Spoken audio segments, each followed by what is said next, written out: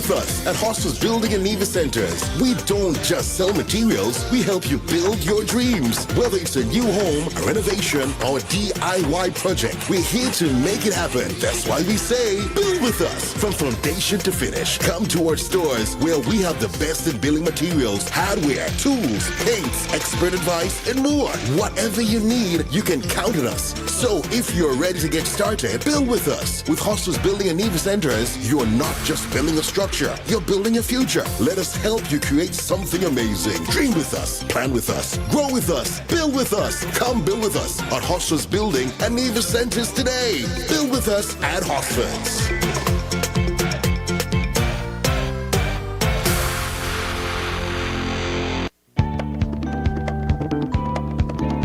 Get more for your dollar at Best Buy Supermarkets, your favorite stop for general groceries, frozen meats, household and cleaning items. Shop at Best Buy Supermarkets, Main Street, Charlestown, Nevis, and Seaview Gardens, St. Kitts.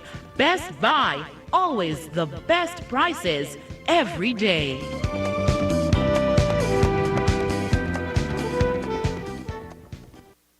Each day, we see how unpredictable life can be. So let Nagico Insurances help you prepare and safeguard what matters most. We provide solid coverage you can depend on, like life insurance to provide financial security for those you love, medical that covers dental, vision, and preventative care, and auto insurance with comprehensive coverage so you can drive with confidence. For all your insurance needs, visit us at Nagico.com. Nagico Insurances, fast, fair, and always there. It's game on, and you may not be able to predict the scoreline or who will win each game, and you sure can't predict who will be the champion. But what is predictable is that Quartz has what you need to watch the games the way you want to every time. It's game on. Quartz, bringing value home. Island Bakeries, good to the last, come for over 2 decades. We have the best sliced bread anywhere on the island, the best butter bread, cakes and pastries, and a staff that's warmer. Island Bakeries, good to the last crumb. We also have island-wide delivery buses, outlets at the industrial site Bay Road and on 4th Street, opening hours from 5 a.m. to 6:30 p.m. Easy no man. Island Bakeries, good to the last crumb. Island Bakeries, good to the last crumb. I love our company, Jenkins Funeral Home, because each day for over 65 years, we come to work motivated. Turn life for your peace. Well-care, health plans, no worries. Home shield coverage, you're safe. Choose NCI to secure your space. Trust in NCI, come to NCI. Protect with NCI, only NCI. Always here for you, always. NCI is here for you, always.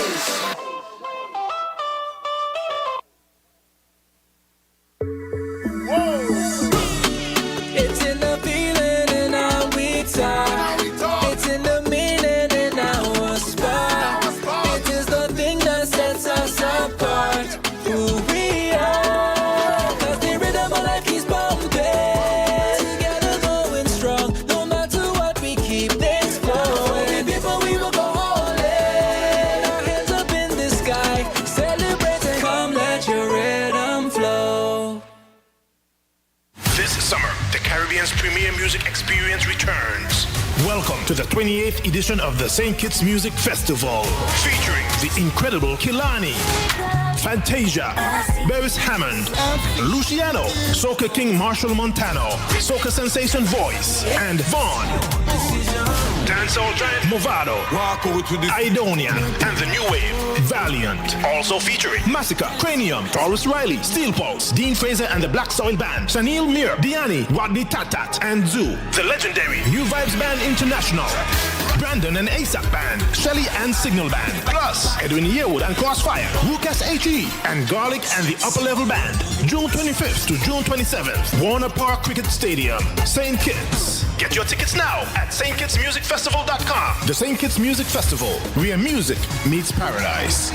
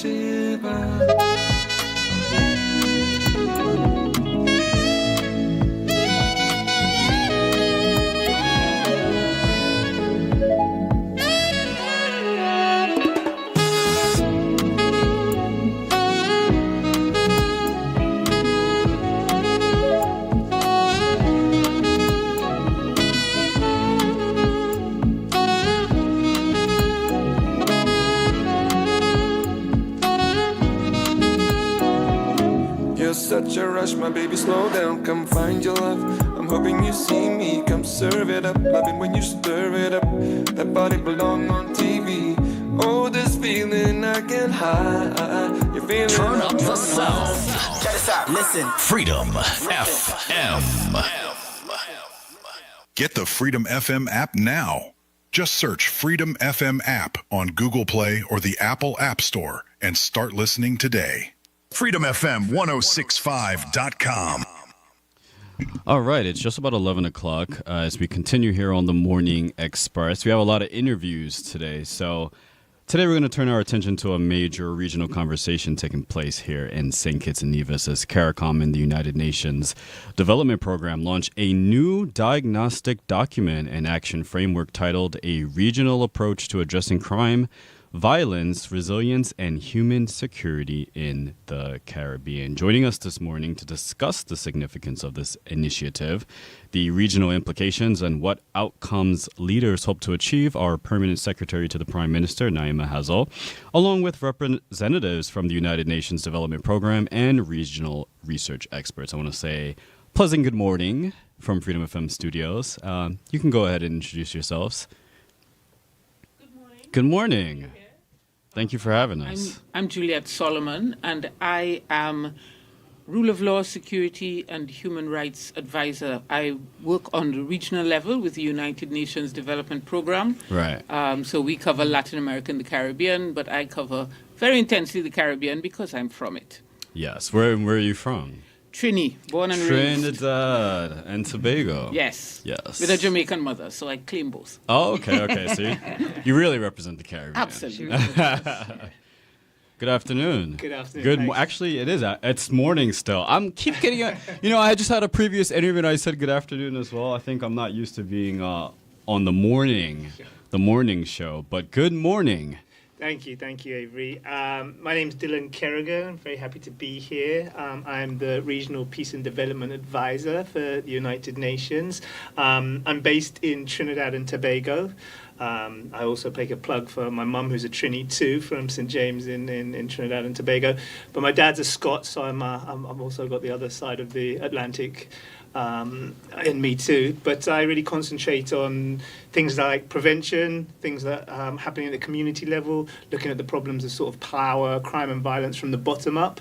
And I try to translate that into the policy space to help all the experts and people who work in that area to better understand how prevention and peace building can be part of development more generally. So thanks for having me. Really happy to be here. Good morning, Naima. Good morning. Yeah, I already introduced you. You're the person I introduced, but good morning. Good morning. I think see you this morning. I think at this point everybody knows me, but I haven't actually been on radio for a while. Is that right? Yeah, I don't think I've been out here a while. I've been pretty busy. I've been pretty busy right Well, thank you for making your re-entrance right here. I was very happy to be here. This is such an important topic, a very important part of the Prime Minister's agenda in St. Kitts and Nevis and also the regional agenda, not just as chair of CARICOM, but also as he holds the head for health in CARICOM. And we're really looking at violence as a public health issue from a different paradigm. I also sit on, of course, our National Secretariat for Human Security and Well-Being and am the PS with responsibility for Elevate. All right. Well, let's jump right into things. We want to see how we can really solve this problem of crime right here in the Federation and also in the region. But I'll start off by asking, what exactly is this CARICOM UNDP diagnostic document and action framework, and why does the Caribbean need it right now? I'll open that up to the floor, whoever wants to take it. Okay, so maybe I can give some background in terms of the process that led us here. Right. Okay. Let's do that. So UNDP has we work across the region. We have different country offices, but it's always been our goal to work on a regional level. And of course, the key regional body is CARICOM. So since 2022, we've been making an effort to make sure that our efforts on the national level translate on the regional level.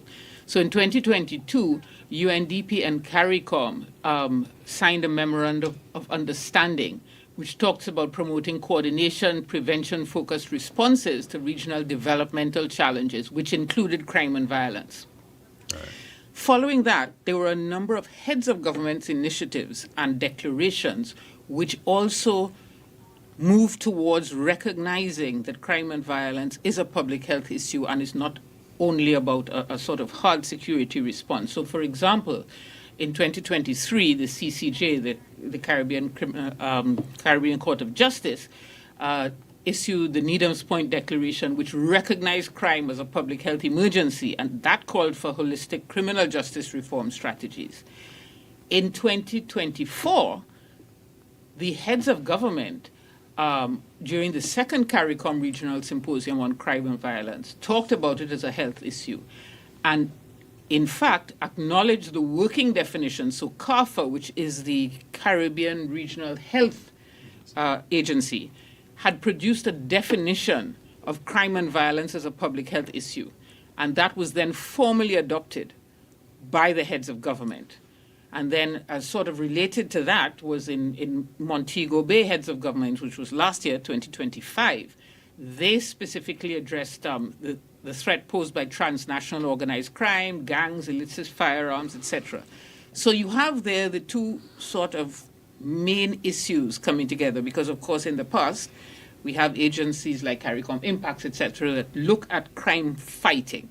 Mm-hmm. But now we have that coming together with a public health approach led by regional institutions such as CARPHA.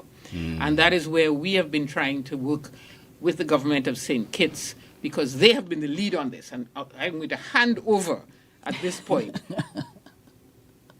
so I don't bore everybody with my voice, on to how we have been able, but how the government of St. Kitts has been such a leader in this area, and that's helped us evolve this approach. Dylan, you want to talk about the document itself? You can, Dylan, if you like. If you want me to speak, I can speak. So what I'm, just to kind of simplify things for some of the listeners out there, it sounds like originally it was more so about combating crime. How do we fight crime? But now we're looking at the underlying issues and factors, and how we can kind of combat it at that level. If that makes sense. People usually think about crime in terms of policing. Right. But we are looking at crime instead of looking what the crime, the outcome of crime. Right. So we deal with the outcome of crime. You commit the crime, we put you in jail, we make the hard laws, you know. But really, what causes crime? What are the things that contribute to crime? So if you look at crime as a public health issue, it's like you're looking to see how it affects the society and the ways that you can address the factors that cause crime to reduce crime, and then work together with the reinforcement bodies to make it a holistic system. So it's not just, we catch the criminals, we put them in jail, because that affects people. Yeah. Crime affects everybody, whether you're involved in the crime or not. It affects families, it affects children, it affects communities, it affects, so we're looking at the ways to create a holistic solution that's much more sustainable and long-lasting, and a model that could work across the Caribbean. Yeah, I'll just jump in here quickly to say that that's a great kind of overview of it. So what we did with the diagnostic is we tried to consolidate a lot of the trends and the evidence and the data that exists in the region across a lot of different institutions, but also from the bottom-up level, from the CSOs, from the schools, from the health providers.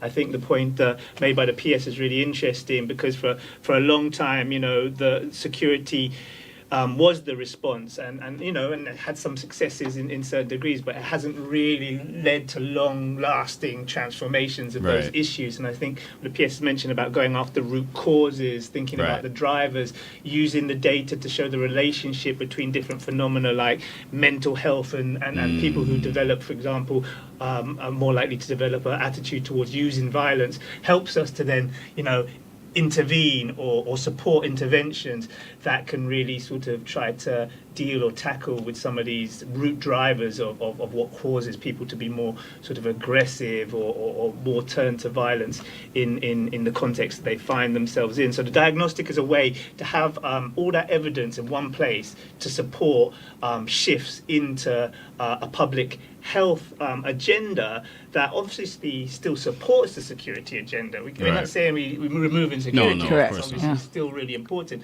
but we're trying to enhance what security does by also having prevention in there. And I think those two things together give us extra tools and abilities to really kind of push back on some of the things that we see across the region in terms of crime and violence.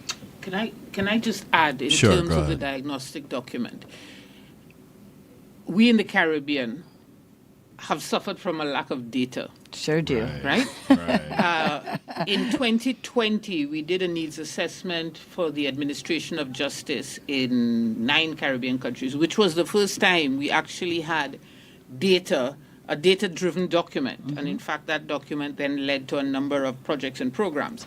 So this is the first time since then that we have been able to pull together data in one place. And that's very important in terms of making funding decisions for governments, for donors, etc. So, for example, one of the things that we talk about in the diagnostic document is evidence of what the cost is to government. How can you budget your national budget to be more effective in terms of providing these solutions? And on a global level, it has been shown that those preventative approach in terms of budgetary decisions cost less than a pure crime-fighting approach. So I think that is really, really important. And again, as I say, I can't sort of emphasize enough that this is the first time we've been able to get all of this data together, and St. Kitts government has provided a lot of that. And of course, the action document, which is the second document we will be launching, is actually a sort of a menu, because we recognize that every Caribbean country is not the same. Trinidad and Tobago and Jamaica, they have bigger crime problems, they have different circumstances. St. Kitts and Nevis, the Eastern Caribbean may have similar circumstances. We're not prescribing this to every country. So what we're trying to provide is literally a menu to say, well, this is what these people are doing. These are some of the approaches that you can take on a governmental and national level in terms of fighting this. So we're not sort of saying everybody must take the same approach. Right. So the second document, it's shorter but more specific, and it provides a kind of guideline that national stakeholders, UN agencies, international partners can look at and decide, okay, well, this is maybe where we can help. This is maybe where we can contribute. So I just wanted to add that. And sometimes it's what you have already. So where we started, it was very basic. Prime Minister was like, we're going to have a 90-day campaign. Right. And we were like, a 90-day campaign, sir? And he was like, yes, this is how I see the campaign. And we're going to execute this campaign. And so we brought all of the stakeholders together. And it's very important that we understand that this is not, crime is a all of society problem. Right. It's not a one government problem. It's not a one group of people problem. It's an all of society problem. So it needs an all of society solution. Correct. So, as Juliet said, we also don't gather data. People don't really trust to share data. We are not just a data-driven society. It's really across the region in other ways. So we lose out on a lot of opportunities because we don't really have the information. We can only speculate. So it's very important. So now we use, through the National Secretariat, which started as the Citizen Security Secretariat, people remember, but now it's the National Secretariat for Human Security and Wellbeing. We've been collecting data, and that's actually from everybody. Everybody has been involved. Well, so we go in the communities, we speak to people, they come to focus groups, they share the information. So we ourselves are now engaged in collecting the data that we could finally share. Usually we're the ones that are like, oh, we don't have any data. But now we finally have data that we could share and use as a model. And when we sit on the Secretariat, there's representatives on the Secretariat from education, from social services, from health, from legal, from the Chamber of Industry and Commerce, from the UN. So we have representatives from Elevate, et cetera, et cetera, et cetera. So we have persons there. So sometimes we see a problem. We're saying, oh, we see this challenge in the schools. Oh, is that a challenge? Yes, we're seeing it. Oh, well, let us look at it. So it gives us a place where it doesn't always mean that you have to spend a lot more money. Sometimes you just have to coordinate better. So with diagnostic tools like this, it helps us just to coordinate better, that we could use what we have already to just get better results. Yeah, and I think the PSS really kind of nails the kind of the magic in what we're sort of talking about in many ways. That, you know, a lot of the times it's moving from a kind of disconnected, not integrated sort of systems approach to actually making it a systems approach. So you've got little components, and you need to find a way that they can be coordinated and speak to each other and act together. And I think the way that those documents are written is very much embracing a systemic approach to these problems, because that's also something that the United Nations has moved into in terms of how it understands the problem. And just to give kudos to St. Kitts itself, St. Kitts and Nevis, is that when we looked across the region to see like who's going out there to collect this data, who's trying to integrate their different kind of the architecture for prevention, who's actually out there talking in the communities, going to the schools. St. Kitts was doing this stuff. So we are like, well, look, it's not like we need to go out there and tell everybody what to do. We can also, you know, lean on St. Kitts a little bit. Hug up St. Kitts. We are so happy. We're taking the hug up. We're taking the hug up. It's an inspiration for everybody else. So, yeah, thank you to St. Yeah, we're so grateful. And for us too, because once we get to a point, what do we do next? So we're so happy to be able to partner with UNDP and CARICOM so that the work that we're doing is meaningful, not just here, but that we can continue the success on the success and take it. It's going on to a next level, which we'll get to. It goes to the next level and take it to the heads across the region and present it in a cohesive way that they can imagine it for their own countries and implement it in their own countries in a way that applies to their individual countries. Because as Juliet said, every country is a little bit different. Right. And I mean, I can see here that there's been a 78% reduction in homicides in St. Kitts and Yes, Nevis. there has. So I want to applaud that. Thank you. And I want to ask, like, you know, what are some of the initiatives that are being taken to reduce crime in St. Kitts and Nevis? Yeah. Well, as I told you, the National Secretariat, that really helps a lot because we get to coordinate together. Also, the Prime Minister, as you know, he's also the Minister for National Security, Minister for lots of, and the Minister for Health, so it helps, and the Minister for Social Security, so it helps. Brings everything together. He meets very regularly with High Command, and of course, Social Services is also represented with High Command. So it used to always be the High Command met. You know, you get the Army, but everybody has, like Dylan is saying, everybody has their information. But when you put the information together, it looks very different. So now instead of each person doing their own thing, everybody is working together with the information they have. And then in collaboration with the laws, you know, we strengthen our gun control, our gun laws, and that was very important as a deterrent. So it's a combination of a lot of different things, and the community. The community helps. You know, when the community changed their mind and started thinking about crime as a holistic thing, as a problem that's all of our issue and all of us can have the solution, now the community helps. They will go and discourage people from, you know, you shouldn't do that and you shouldn't do this. We have Elevate. Elevate goes in after the police investigate, and we do mediation in the community. We'll go speak to the different parties. So, you know, you would remember, because, you know, you grew up in St. Kitts for a lot of your life. And we used to get a crime, and then after we have a murder, we have another murder, and then we have another spat of a murder, and then we have another murder, and then another murder. But if you notice, that doesn't really happen anymore. Because we go in to find out, well, what is the reason that this thing happened? Very much like the model. Why did this happen? And then, okay, well, how can we resolve this so it doesn't continue?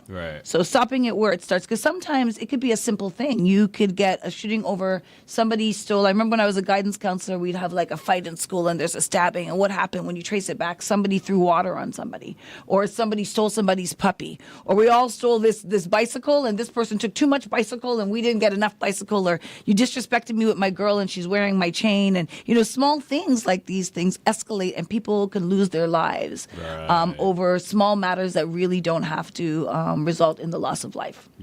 So to be honest, it's a number of things that are working together. In the schools, we have a suspension program now.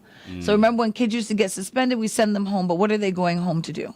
They're going to go on the block. They're going to get in trouble. We're going to wait till they get to 16. We're going to push them out. And then they're going to be in the community with no skills, no education, what's going to happen? We're leading them towards lives of crime. So now we have a suspension program as well. So kids that get suspended in school, they have to go to the suspension program. They have to learn. They do soft skills. They do subjects, So it's important, Elevate is now we're no longer, we're more a reintegration program. We also do prevention work. We work in the prison. We have an education program. We have a counseling program. So everything is just working with the model. So what we've done is just shift the whole system to work with the model of public health, and that's really worked. But mostly, I would say for St. Kitts and Nevis, it's the public and the support that they've given to us in helping us to collate the information, coming out to the community meetings, giving their feedback and their advice, showing us their best practices, things that are working, things that are not working. I don't know how Julia and Dylan would say, but in the Caribbean, I think maybe across the world, we tend to see a thing as broken, but just keep putting money towards a broken thing. It's broken. Like, okay, we saw this was broken 10 years ago. Why do we keep giving money to this broken thing? Put a little plaster on it, hope it won't bleed us out, So now we've just stopped doing that. So we see a thing as broken. If that's not working, it's not working. Even for Elevate, because I'm over Elevate, well, we have an adaptive management approach. We tried this program. Well, that's not working. Okay, no more money for that. Let's just divert. What was the best things that worked? What didn't work? Okay, how can we change it? How can we adapt it? Right. But sometimes we get so stuck in doing the wrong thing for a long time that we spend a lot of time and human and financial resource doing the wrong thing for the right time. So this approach is us trying to do the right thing so we can have the right thing for a long time and that we can have outcomes that are sustainable and really make a change in everybody's societies in addressing crime and violence. Right. Love that. Yeah, and I like the is it now called the Human Secretariat? Yes, ours is called the National Secretariat for Human Security and Well-Being. Right, and there's a branch of that called Citizen Secretariat. So it used to be called Citizen Security, but we just didn't feel like Citizen Security captured really what the work was being done, because people were still seeing it like it was crime. But we wanted to capture the holistic nature of the Secretariat, so we changed the name for Human Security and Well-Being. Okay, because it includes mental health as well. That's our approach as well. Yeah, and I think that's a big thing that needs to be addressed more in the Federation.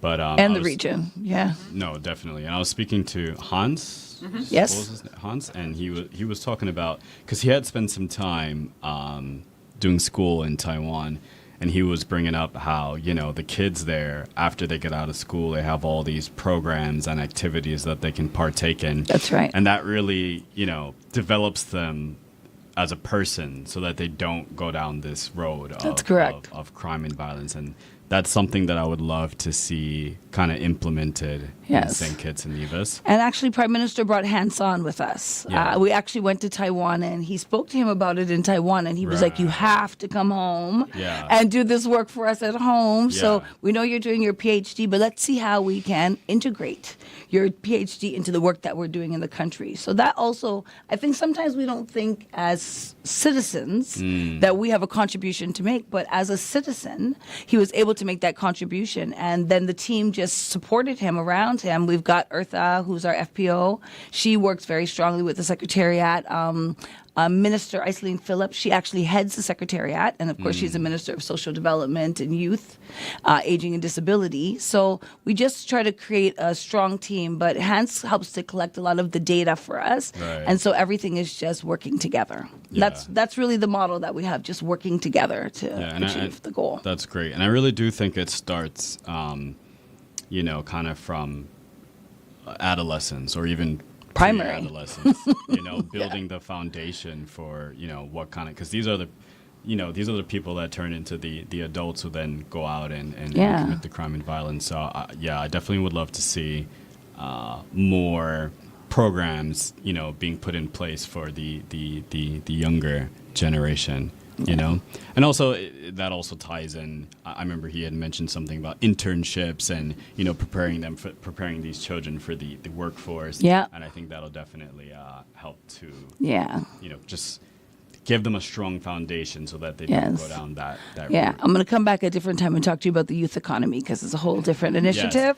But I'm going to come back another time and talk to you about that. I think you'll love that. That's a new initiative that the Prime Minister is pushing as well. We're getting some support from St. Lucia. We have a consultant here from St. Lucia who started that in St. Lucia and is really effective for them. So yeah, we're looking, and that's what we're saying. Like we're looking at the model. Sometimes you're doing something and it's working, but somebody else is also doing something and it's working. So why can't we look across the region? So that's why this tool will be so amazing for us because we'll be able to say, oh, look at this. This is this best practice here. Well, maybe that might work here in St. Kitts. So maybe I could try that. Oh, well, then they have the heads. They could speak to each other like, oh, I saw you're doing this. Oh, well, where's the data for that? Oh, we have the data for that. Right. Okay, well, maybe I can try that here. So that's kind of the model, and we're just expanding it for the region. So we're just happy to have the technical assistance because people always think help has to come in the form of money. Right. No, sometimes we just need experts, No, there is somebody who's excellent at their job. Dylan is excellent at his job. Juliet is excellent at her job. Why shouldn't we reach across the region? If we are CARICOM, we're a Caribbean community, why wouldn't you look into your community to find the best people and the best practices? So that's the goal. 100%. That makes sense. Yeah. You wanted to say I just something? wanted to add a quick point on mental health. I was actually just Please about do, to because ask you know about I'm mental a health. psychologist, Julia. Yeah. All no, right. but you remember from when we had our first meeting, when we came here first, and we had a long discussion. We met with a number of the police, etc. Yes. And one of the things that came out of that is we don't only have to deal with mental health of victims and of perpetrators, but of the people running the system themselves. That's correct. We had a really interesting conversation with police people who say, they have to witness these crimes every day. Yep. One was saying, he gets nervous if he has to answer a phone call at 3 a.m. So the mental health of the providers of services across is really important, as well. So I just wanted to add that's something we are recognizing going forward. Yeah. Well, I wanted to ask specifically about mental health. What are some of the initiatives that we are taking? As a federation or as a region, in terms of providing mental health, maybe talk therapy or other types of. Well, for us locally, we're using a lot that we had already. We've got some. So, like Dylan was saying, we have pockets. So you have over here they're doing art, so aggression replacement therapy. And then over here, they're doing something. Over here, social services are doing something. In education, they're doing something. Health, we're doing some initiatives with the Taiwanese. But the things haven't always come together. So the reason when you ask me the new name for it, because our next focus is actually on the mental health component. So now we've looked at this, we think we kind of have it under control, but now from our data, we're seeing that a lot of these issues are mental health issues as well. Sure. And looking at exactly what Julia just said, everybody's affected. We think about the victims. We don't even think about perpetrators. I remember doing a training on the Good Life model in helping pedophiles. And how do you retrain pedophiles? To change the way that they think about, that make them think in such a way that they think this behavior is okay. So you have to be looking at the victims. You have to be looking at the offenders. You have to be looking at the service providers and the police and the nurses, and everybody is affected. So we have to start looking at mental health in the same way that we're looking at crime, and all of that can be encompassed in that same secretariat. And the same model. I think Dylan wants to say something. Yeah, go ahead. So I was just going to say a kind of philosophical point about the programs and the initiatives. It's excellent. There's always some great programs out there. But one of the weaknesses of programs and initiatives, if they're not kind of tied into an architecturally enabling conditions to sustain them over time, they kind of not just drift away, but it's hard to sustain them, have the money, integrate them, use the data to back them up. So one of the things, what I think is super important to talk about that micro level of programs, what's happening to the individual, you also have to kind of zoom out a little bit and look at the macro picture. How can a state or a governance structure actually make those things sustainable? How can they actually maybe integrate parts of the society like public-private kind of partnerships or academic partnerships or CSO partnerships to sustain those things? So I think we've got to say yes to programs and initiatives, but we've also sort of got to build the enabling conditions to sustain the programs and initiatives, or otherwise they drift off. No, yeah, that makes a lot of sense. Just to kind of continue talking about mental health really quickly, and also to your point of bringing in specialists, reaching out to CARICOM and to our partners. Do we have kind of psychologists, or like I said, people that people can talk to when they are going through something, and instead of just kind of bottling it up and keeping it in, they have a trained professional that they can reach out to kind of here locally? resolve. Yeah, that's... Well, the National Counseling Centers existed for over 25 years, 30 years in St. Kitts. Counseling has been free in St. Kitts for over 25 years. Okay. So we do have a National Counseling Center. We do have a shortage of counselors because people don't really look at psychology and as a career, which is, it's a career that you could use anywhere. No, you can use 100%. psychology and marketing and, but they don't really think to get into a career. Well- and then also some of our psychologists end up in other places. Like, I used to be an active psychologist and now I'm the PS. Yeah. Sometimes I'm still doing active psychology, but I'm the PS. So we still do have a shortage. We do have an active center though as well. At the hospital, we have, of course, diagnostics. We also are trying to work on our day treatment center to improve the services that are provided there. And like even when we meet with the police, they say, "Well, what do we do when we get a mental health patient?" Well, like police are not trained to deal with mental health patients, so that's one of those systemic things that Dylan is talking about. Like the system has to support it, Right. so they don't know what to do. They're just sent out to get a call. They don't know, so do we you have to think- create systemic. Do you think that programs. not enough people are really looking at psychology as a career option because not enough people are going to psychologists? No, lots of people go to the psychologist. Okay. Yes. Okay, so when it's I not- was a it's not a- psychologist, it's I not a had supply and demand thing no. At any given time, I had about 30 clients. Do you know what it's like to have 30 clients as one No. psychologist? It's crazy. I'm sure. But so it's not that people are not going. I don't think that. I think this is a different generation. Right. I think from the older generation, they think you go to the psychologist if you're crazy. Right, But this exactly. generation knows it's maintenance. Just like you go to the doctor. You wouldn't have a headache for 3 months and not go to the doctor, but you would have a heartache for 3 years and not go to the psychologist. So I think this generation is a little different, but we just have to now get the support to know that there's a need. So then governments say, okay, we need more mental health specialists. Where is the support? Where's the data that is going to justify us going to our financial secretaries to say we have to hire 10 more psychologists? Correct. So that's why these systems are very, very important. Because like he said, you could have 5 psychologists. It was a good idea, but we have like 4 psychologists at the National Counseling Center, and they can't handle the courts, the schools. But you wouldn't even know there was a greater need if you didn't have diagnostics to know what each country has and what works in each different country. There's a good opportunity to jump on that enabling conditions again, because when we're thinking about that macro systems picture, the obvious things appear like political leadership, data, coordination across sectors, financing, those sorts of things. But workforce capacity is a huge one in the Caribbean, and that's part of the enabling conditions. If we don't fix that workforce capacity, we can have all the great ideas and we can't execute them. We just don't have enough. So it's really how do we build the bigger bits that can support the kind of the actual mechanisms that we're using to help people. Yeah. And go ahead. No, I was just thinking, and hopefully this whole idea of it becoming regional. I mean, we've got the UWI, we've got regional institutions. Right. Why can we not, perhaps going down the road, we're still looking for free movement of travel, which I've been waiting for many years.